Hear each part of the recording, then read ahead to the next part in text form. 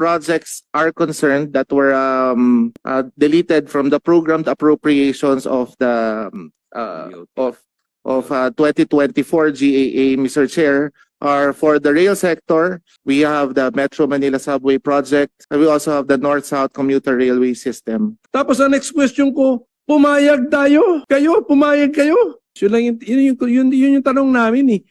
Ano ba yung mga binaba? Tapos unfortunately, ang tawag pa ninyo dyan, flagship projects. Kaya nga nasa NEP ninyo eh, nasa program ninyo eh. Binaba sa standby appropriations, contingent funding, flagship. Tapos ang next question ko, pumayag tayo? Kayo, pumayag kayo? No, okay, bakit ko hiningi yung slide 4? Kahit slide 5, yan, slide 4, slide 5, meron kasi kayo sa report ninyo, Secretary, allotment received, unprogrammed appropriations. So yun pala eh.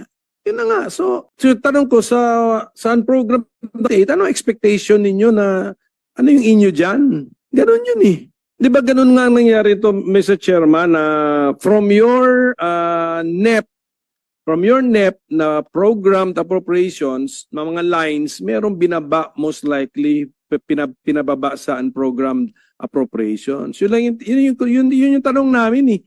Ano ba yung mga binaba? Tapos unfortunately, ang tawag pa ninyo dyan, flagship projects. Kaya nga nasa NEP ninyo eh, nasa program ninyo eh. Binaba sa standby appropriations, contingent funding, flagship. Tapos ang next question ko, pumayag tayo? Kayo, pumayag kayo? Ganun ka-critical yung inyong department, in-establish natin eh. You make our lives safer, more comfortable, and yet our flagship projects, pinababa natin. Mr. Chair. Please identify ang, I think, the minority leader is interested. Yung mga flagship priority programs, dapat nandun sa program operations but relegated to unprogrammed. Please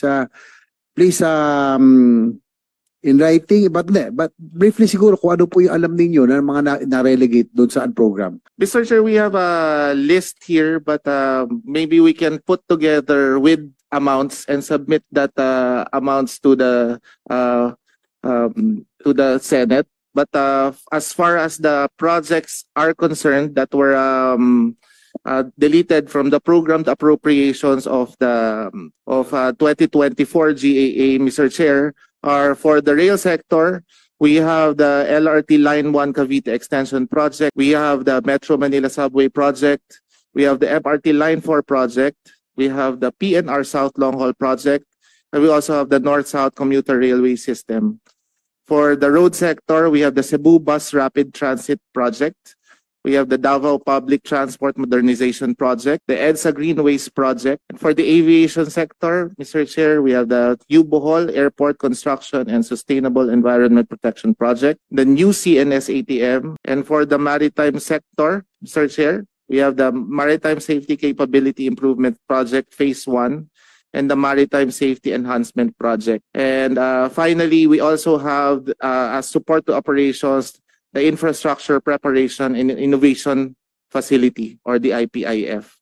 These were all put in the unprogrammed appropriations, Mr. Chair, and the only foreign-assisted projects we retained in the 2024 GAA are the MRT3 Rehabilitation Project and the New Cebu Port Project, Mr. Chair. Yung last statement nyo, yung dalawa lang naiwan sa programmed. Okay. Yun dalawa lang po yung foreign-assisted project. Yeah, dalawang foreign-assisted projects na iwan sa program. And then, ilan yung binanggit mo? Foreign-assisted din lahat naman yan, di ba? Yes? Ilan ang binaba? 13, Mr. Chair. 1-3. Okay, 1-3. Okay, pero more than half na tayo ng year eh. So, fina-fund na ba ng unprogrammed yung 113 na yon? You're getting funding from the unprogrammed? Mr. Chair, we've obtained SARO for most of these projects, but only as to the loan proceeds portion.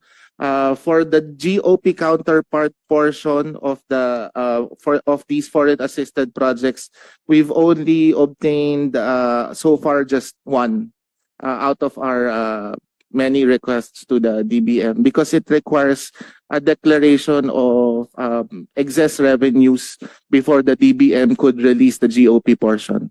Yeah. Si Senator Mark Villar. Just a quick clarification. The GOP portion is usually for right of way. So assuming you've gotten release payments for the ODA portion, paano nyo implement yan kung wala rin kayong pambayad ng right of way? I just want to be clarified with that. Mr. Chair, usually on our projects, some construction can proceed while if some certain lands have been handed over already, some construction can proceed with respect to the lands already obtained and given to the contractors. Yes, pero yun na nga, napakita natin na okay, the entire project kasi is moved to unprogrammed, therefore ang sabi ng DBM, explanation ng DBM, standby appropriation subject to the dati tatlong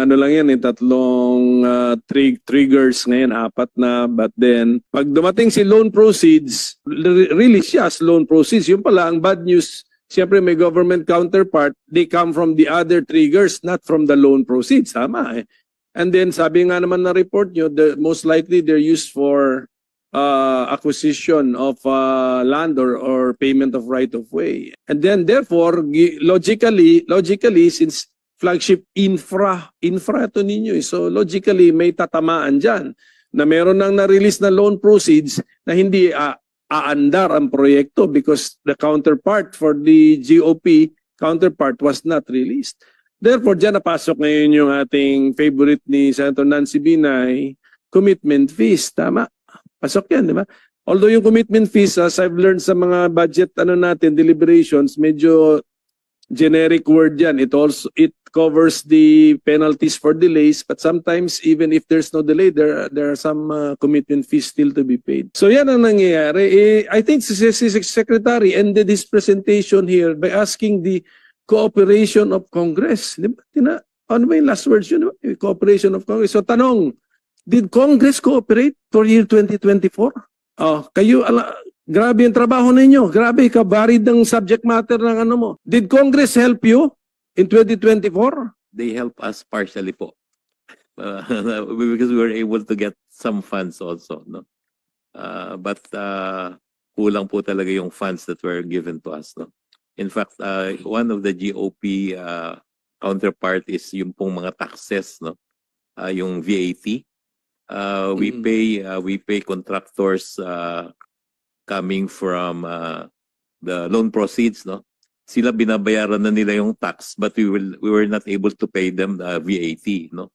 And they are claiming interest and financing charges for those amounts that they have advanced. Ganda yung presentation, Secretary, na ang daming implications. Maraming implications. So, Mr. Chairman, yes. with the permission of our minority floor leader, ano yung partial help? What was the partial help that you received? The one po that was given to us from the program appropriation. Dung last year, the one given to us is only 40 billion pesos. So for this year ko, yung saan program nyo, wala pa kayo nakukuha? Meron naman, no? Meron naman po. Meron na. Meron naman. Siguro, Mr. Chairman, they can submit. But not GOP po. Yung we got the unprogram from the loan proceeds, but not the government share, no? Hindi yung counterpart. There was no counterpart dun sa nakuha nyo. Opo. So technically, tuloy-tuloy yung bayad natin sa commitment fees because we didn't comply with our share. Madam Chair, there are a lot of implications of not getting the GOP counterpart SARO. One of which is we are in danger of possible prolongation costs if these are land acquisition. These are meant for land acquisition that is already procured with a contractor, and we haven't given the land yet to the contractor. That opens us up to possible claims.